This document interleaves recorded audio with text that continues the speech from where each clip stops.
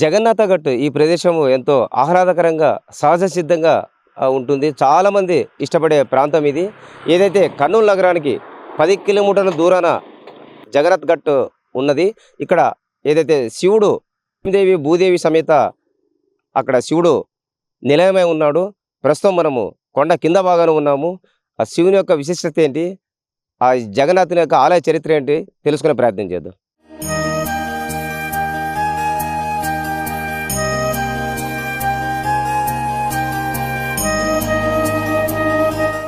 ఇప్పుడైతే జగన్నాథ గట్టు పైభాగాన వచ్చేసాము. ఏదైతే దారిలో విఘ్నేశ్వరుని దర్శించుకొని, అదేవిధంగా నందీశ్వరుని దర్శించుకొని జగన్నాథుడి దర్శన నిమిత్తం వచ్చాము. ఇక్కడ ఏదైతే మనం చూస్తున్నట్లు అంటే శ్రీ శ్రీ రూపాల సంగమేశ్వర స్వామి దేవస్థానం అని కూడా ఈ జగన్నాథ్ గట్టుకు మరో పేరుంది. ఈ విజువల్స్లో గమనించినట్లు ఆలయ ముఖద్వారం, అదేవిధంగా రథోత్సవము ఇవన్నీ కూడా అక్కడ కనిపిస్తున్నాయి. శివుడు యొక్క ప్రత్యేకత ఏంటి, ఇక్కడ ఎలాంటి పురాణ గాథలు ఉన్నాయో తెలుసుకునే ప్రయత్నం మనం ఇప్పుడు చేద్దాం.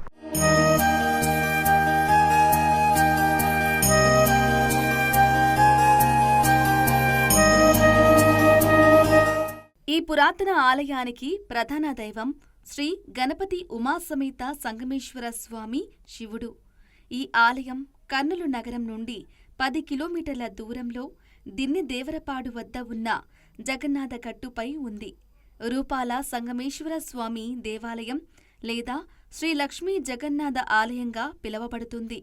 అయితే శ్రీశైలం బ్యాక్ వాటర్ ముంపుకు గురికాక ముందట ఈ సంగమేశ్వరంలో నిర్మాణం కాబడిన ఈ ఆలయంకు ఎంతో ప్రత్యేకత ఉంది. కౌరవుల మోసపూరిత జూదం వలన పాండవులు ఉన్న రాజ్యాన్ని అంతా పోగొట్టుకుని అరణ్యవాసానికి వెళుతూ ఉన్న క్రమంలో సప్తనదుల సంగమం వద్ద శివాలయం నిర్మించాలనే ఆలోచన ధర్మరాజుకి తట్టింది. ధర్మరాజు ఆజ్ఞ మేరకు ప్రధాన శివలింగం కోసం 5గురు పాండవులలో 2వ వాడైన భీమసేనుడు కాశీక్షేత్రం వారణాసికి బయలుదేరి అక్కడి నుండి శివలింగాన్ని తీసుకువచ్చాడు. ఈ శివలింగం 6 అడుగుల ఎత్తు మరియు 2 అడుగుల వెడల్పుతో భారీ శివలింగం చూపర్లను అబ్బురపరిచింది. అయితే భీముడు ఈ శివలింగం అనుకున్న సమయానికి తీసుకురాకపోవటంతో వేప మొద్దుతో చెక్కిన మరో లింగాన్ని ధర్మరాజు సంగమేశ్వరం వద్ద ప్రతిష్ఠ చేసినట్లు చరిత్ర చెబుతుంది.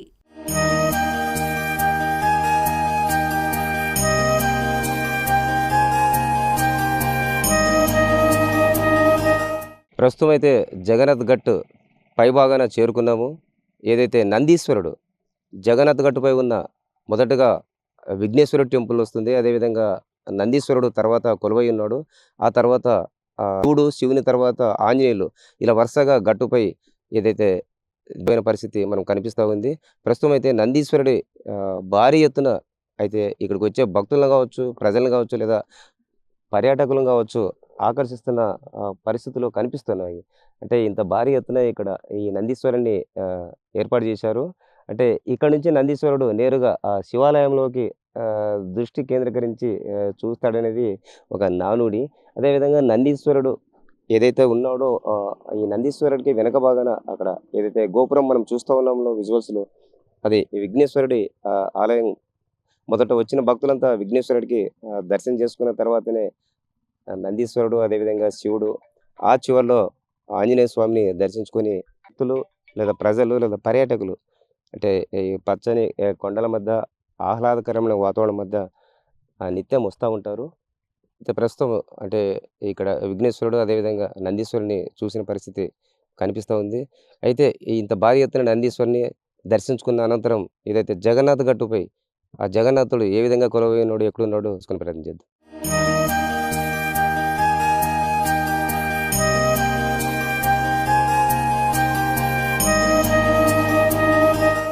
ఈ ఆలయం శాలివాహన శక యుగం 7వ మరియు 8వ శతాబ్దాల నాటిదని చెబుతారు. అయితే శ్రీశైలం డ్యాము నిర్మాణం సమయంలో బ్యాక్ వాటర్ ముంపుకు గురై ధ్వంసం జరిగిన నేపథ్యంలో సంగమేశ్వరంలోని రూపాల సంగమేశ్వర ఆలయాన్ని కర్నూలు జగన్నాథ గట్టు పైకి తరలించటం జరిగింది. ఇక్కడ శివాలయం పునం రూపొందించుకోవటంతో ఈ కొండ ఎంతో ప్రాధాన్యత సంతరించుకుంది. ఈ ఆలయం చేరుకునే భక్తులు ముందుగా విఘ్నేశ్వరుణ్ణి దర్శించుకుంటారు. అలాగే మహానందీశ్వరుడిని దర్శిస్తారు. అనంతరం రూపాల సంగమేశ్వరుణ్ణి దర్శించుకుని చివరగా ఆంజనేయ స్వామిని దర్శించుకుంటారు. ఆలయం నుండి ఆంజనేయ స్వామి విగ్రహానికి వెళ్లే దారిలో Indian institute of information technology and design విద్యా కేంద్రం ఉంది. ఇక్కడ చేరుకోవటానికి కర్నూలు నుండి నంద్యాలకు వెళ్లే దారిలో పుల్లారెడ్డి ఇంజనీరింగ్ కళాశాల పక్కన ఉన్న దారిగుండా ఈ కొండపైకి చేరుకోవచ్చు. అలాగే బిర్లా గేటు నుండి క్లస్టర్ యూనివర్సిటీ మీదుగా దిన్నెదేవరపాడు గ్రామం గుండా జగన్నాథ గట్టు చేరుకోవచ్చు. ఆలయంలో ప్రతిష్ఠించిన లింగానికి ఉన్న చరిత్రను బట్టి ఈ జగన్నాథ గట్టు ప్రాంతం ఎంతో ప్రాచుర్యం పొందింది, ముఖ్యత పొందింది. పురాణ కథల ద్వారా జగన్నాథ గట్టు ఆలయానికి లేదా రూపాల సంగమేశ్వర దేవస్థానంకు సుమారు 1100 ఏళ్లకు పైగా చరిత్ర ఉన్నట్లు తెలుస్తుంది. ఈ శివాలయం ప్రాంగణంలో నాగుల కట్ట ఉంది. ఇక్కడ పూజలు చేసుకుంటే నాగదోషాలు పోతాయని భక్తుల నమ్మకం.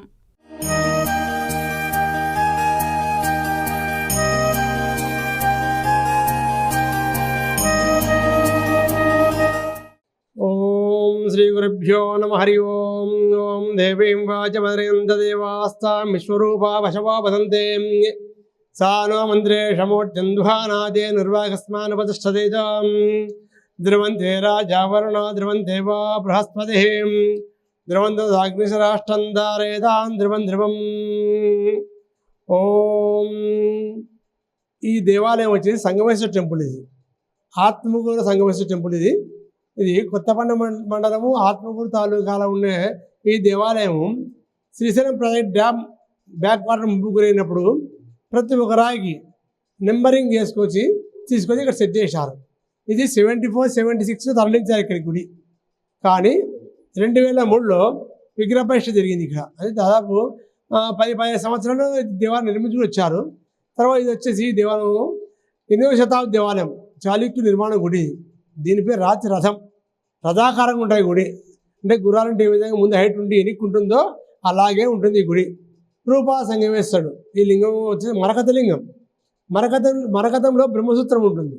మనం ఇచ్చే హారతిగా మనగా రిఫ్లెక్షన్ కనపడతాం లింగంలో. అందుకు రూపా సంగమేశ్వరుడు పేరు వచ్చింది గుడికి.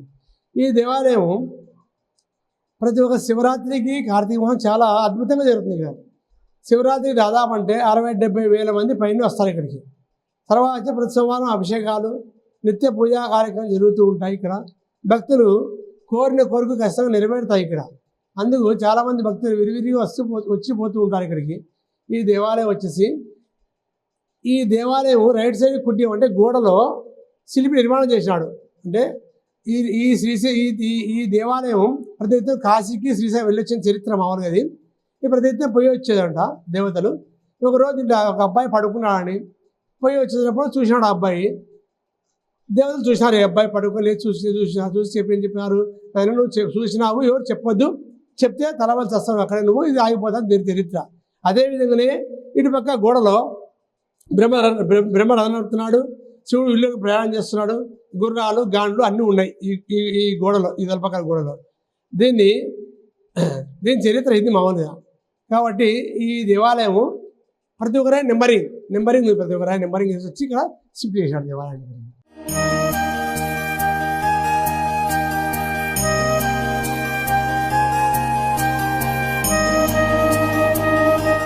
ప్రతి సంవత్సరం మహాశివరాత్రి రోజు రాత్రి వేడుకలు వైభవంగా జరుగుతాయి.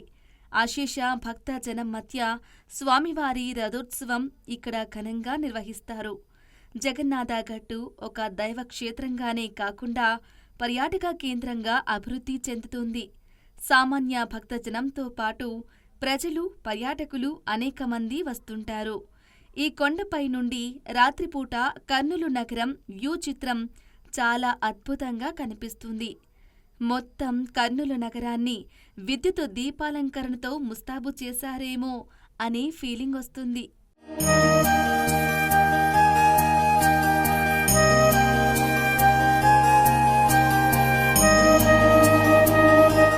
జగన్నాథ్ గట్టు అంటే చివరంకం అంటే దైవ దర్శనం ఒక ఎత్తు అయితే యాత్రికులకు పర్యాటకులకు మరింత ఆహ్లాదకరమైన వాతావరణాన్ని దృశ్యాలను ఇక్కడ వచ్చిన జనమంతా ఆస్వాదించి తన్మయం పొందుతారు. ప్రస్తుతం మనం గమనించినట్లయితే ఈ ఆంజనేయ స్వామి విగ్రహము భారీ ఎత్తున కొలువుదీరిన పరిస్థితి కనిపిస్తూ ఉంది.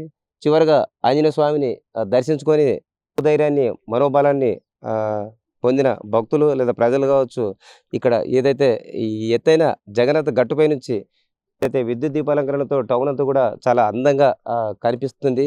ఇంకా వచ్చిన వాళ్ళంతా కూడా అంటే ఎంటైర్ కర్నూలు టౌన్ మొత్తం ఏదైతే కొన్ని లక్షలు జనాభా అదేవిధంగా లక్షల ఇళ్ళు కూడా ఉన్న పరిస్థితి కనిపిస్తూ ఉంది.